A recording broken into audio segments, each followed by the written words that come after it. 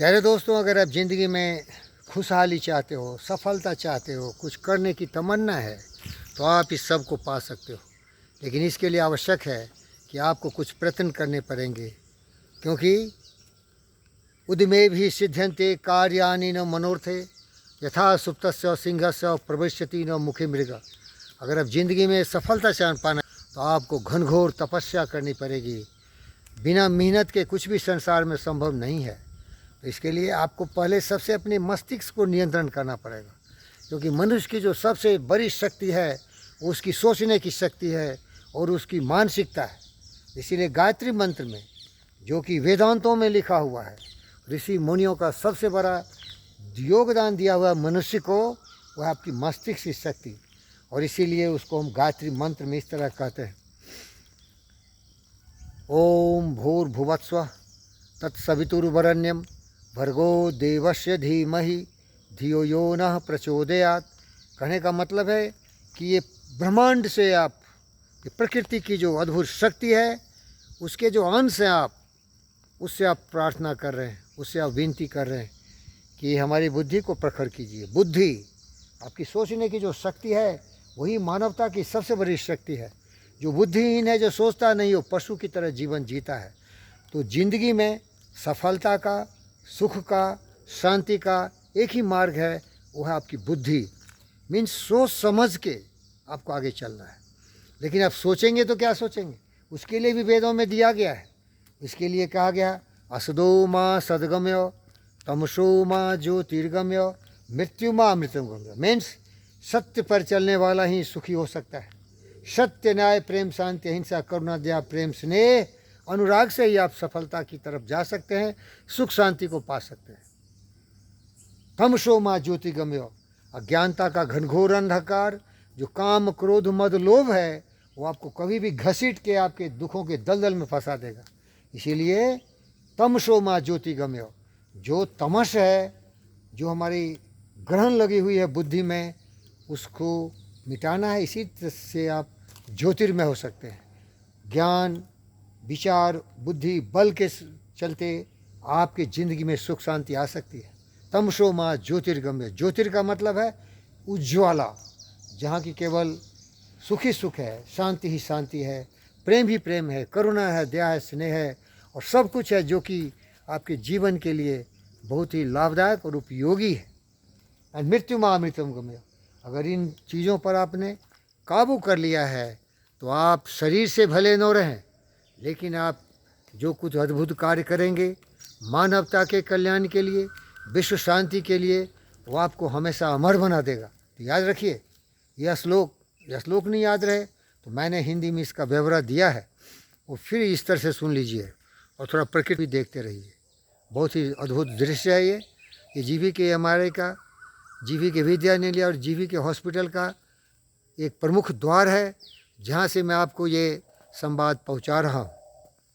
तो पहला है गायत्री मंत्र, ओम भूर्भुवस्व तत्सवितुर्वरेण्यं भर्गो देवस्य धीमहि धियो यो नः प्रचोदयात्। और दूसरा देखिए, 3 जो संस्कृत के श्लोक हैं उसको रखिए, असदो माँ सद्गम्य तमसो माँ ज्योतिर्गम्य मृत्यु माँ अमृतम गम्य। ये बहुत अद्भुत है। और इसके बाद भी है, सर्वे भवन्तु सुखिनः सर्वे सन्तु निरामया सर्वभद्राणि पश्यन्तु माँ कश्चित् दुख भाग भवेत्। मतलब आपको हमेशा दूसरों के कल्याण के लिए सोचना पड़ेगा। सभी का कल्याण हो, सभी का जय हो, तो आपका भी जय अवश्य ही होगा।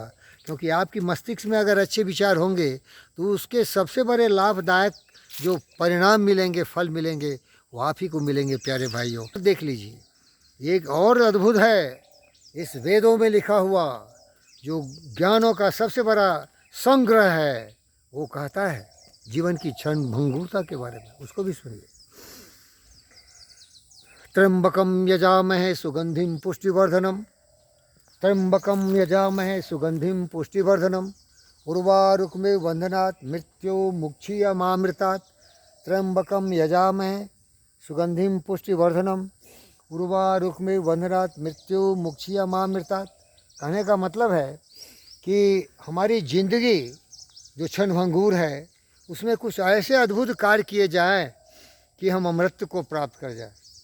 त्र्यंबकम यजामहे सुगंधिम पुष्टिवर्धनम पूर्वारुक्म बंधनात् मृत्यु मुक्षिया मामृतात्। मतलब हमारे जो जीने की कला हो, हमारे जो जीने की शैली हो, उसमें हम अपने आप को ये समझें कि पृथ्वी और धरती से जुड़े हुए तो हम हैं, लेकिन फिर भी हम इससे नहीं जुड़े हुए। और उदाहरण इन्होंने दिया है कद्दू का। जब कद्दू किसी लत्ती में लगती है तो जब वो मैच्योर हो जाता है तो लत्ती से तो जुड़ा रहता है वो, लेकिन सचमुच वो सूखा हुआ है, इससे कोई कनेक्शन नहीं है। कहने का मतलब अंग्रेजी में बोलेंगे to be in the world without being affected और attach to the world, means detachment की भावना इसमें होती है। और इसको हम गीता में भी सुने हैं, कर्मण्येवाधिकारस्ते माँ फलेषु कदाचन माँ कर्मफल हेतुभू माँ ते संगोस्त कर्मणि। मतलब ये है कि हम कार्य तो करें लेकिन निष्काम भावना से कार्य करें, कर्मवीर पुरुषोत्तम बने, क्योंकि ये बहुत ज़रूरी है। कर्मवीर पुरुषोत्तम बनना ही हमारे जीवन का उद्देश्य है। कर्म करें लेकिन निष्काम भाव से, और जो भी चाहेंगे वो तो मिल ही जाएगा भाई। अगर आप कर्म कर रहे हैं और कर्म के बारे में आपको संपूर्ण ज्ञान की प्राप्ति है तो सुख शांति तो आप ही के लिए है ना, क्योंकि ये सब तो आप ही के किए हुए कर्मों का ही फल होता है ना। तो प्यारे दोस्तों, इस तरह से आप ज़िंदगी में खुशहाल हो सकते हैं। तो मैं इसको सारांश के रूप में ये कहता हूँ, सबसे पहले आपकी जो परम शक्ति है वो आपकी मस्तिष्क की शक्ति है। तो गायत्री मंत्र में कहा है ओम भूर्भुवस्सुः तत् सवितुर्वरेण्यं भर्गो देवस्य धीमहि धियो यो नः प्रचोदयात्। तो अपने बुद्धि पर भरोसा कीजिए। और दूसरा है असदो मा सद्गम्य तमसो मा ज्योतिर्गम्य मृत्यु मा अमृतम गम्य, इस पर अमल करिए। और तीसरा है सर्वे भवन्तु सुखिनः सर्वे सन्तु निरामया सर्वभद्राणि पश्यन्तु माँ कश्चित् दुख भाग भवेत्। और जो और इससे उत्तम है वो इस तरह से है सर्वेषां स्वस्तिर्भवतु सर्वेषां पूर्णं भवतु सर्वेषां शांतिर्भवतु सर्वेषां मंगलम भवतु। अगर आपके दिमाग में, आपके मस्तिष्क में सुविचार होंगे, कल्याणकारी विचार होंगे, प्रगतिशील विचार होंगे, तो आपके ज़िंदगी में कभी दुख आएगी नहीं।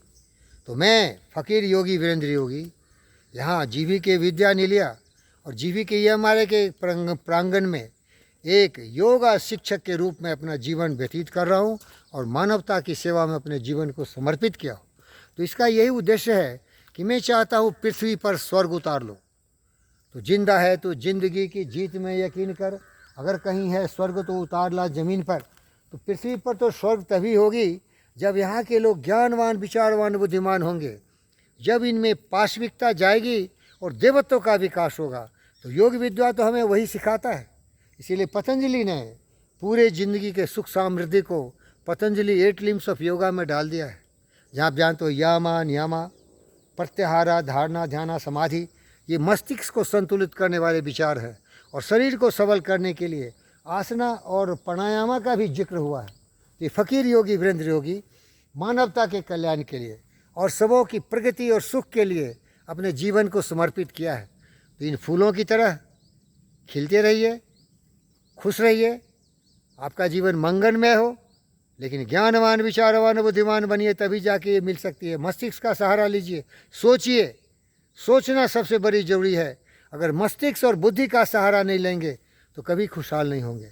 और जीवन में केवल प्रेम करिए, प्रेम का ही जीवन है। प्रेम करेंगे तो सबसे पहले खुद से और फिर सारी मानवता से प्रेम करिए, तो आपका जय तो अवश्य भावी है भाई। क्योंकि जैसी करनी वैसी भरनी, रोपा पेल बबूल का आम कहाँ से खाए। अगर आप गलत रास्ते जाएंगे, गलत बातें करेंगे, तो आपके जीवन में दुख ही दुख आएगा, सुख कहाँ से आएगा। क्योंकि रोपे बबूल का पेड़ तो आम कहाँ से पाओगे। और ये फ़कीर योगी वीरेंद्र योगी बिल्कुल आत्मनिर्भरता के साथ, आत्मनिष्ठा के साथ ये आपको बताता है कि मैं केवल आम का ही बीज डालता हूँ।